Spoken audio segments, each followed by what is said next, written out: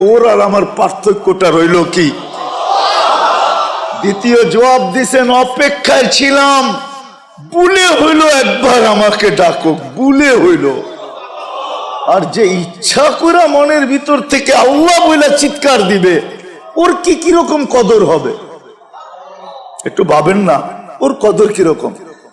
ওকে আল্লাহ কিরকম কদর করবে?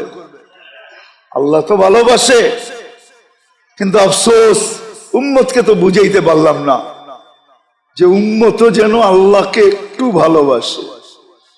আল্লাহকে বেশি বাসতে হয় না, একটু বাসলেই হয়। একটু একটু একটু ভালোবাসলেই হয়। প্রমাণ তাহলে এই হাদিস কেন আসতো? 1 বিঘা আসলে আমি 2 বিঘা আসি, 1 হাত আসলে আমি 2 হাত আসি, হাইটা আসলে আমি দৌড়াইয়া আসি। তাইলে বুঝা গেল আমি কম করলেই চলবে, আল্লাহ বেশি করে আসবে, বেশি করবে। আমার থেকে বেশি চান না, আমার থেকে তো 1 বিঘাই চান, আমার থেকে তো 1 হাতেই চান, আমার থেকে তো হাইটা আসাই চান। আল্লাহ দৌড়াইয়া আসবে। মান আতানি মাসিয়ান আতাইতুহু হারওয়ালা, যে আমার দিকে হাইটা আসবে আমি তার দিকে ছুটা আসবো, ছুটা। হায় উম্মত যদি আল্লাহকে একটু ভালোবাসতো, এই উম্মত যদি আল্লাহকে একটু ভালোবাসতো, একটু বেশি ভালোবাসার দরকার ছিল না। আল্লাহ বেশি আমাদের কাছ থেকে চান না, চান না। কারণ আছে, নিজের হকের সাথে তো আরেকটা হকও রাখছে, এই জন্য আমাদের কাছ থেকে বেশি চান না।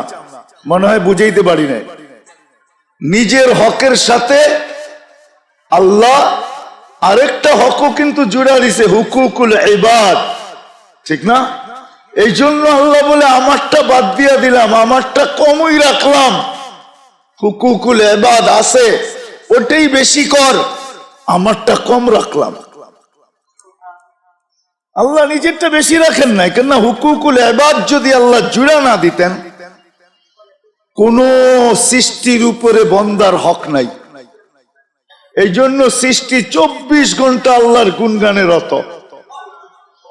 আমাদের উপরে সৃষ্টির হক আছে, হুকুকুল ইবাদ আছে, হুকুকুল খালক আছে। এই জন্য আল্লাহ নিজের হক বেশি রাখেন নাই, নিজের হক বেশি, নিজের হক কমায়া দিয়েছেন একবারে কম। আল্লাহ নিজের হক রাখছেন একবারে কম, বেশি না। আল্লাহ বেশি চান নাই। এই জন্যই আমি বলতেছিলাম উম্মত যদি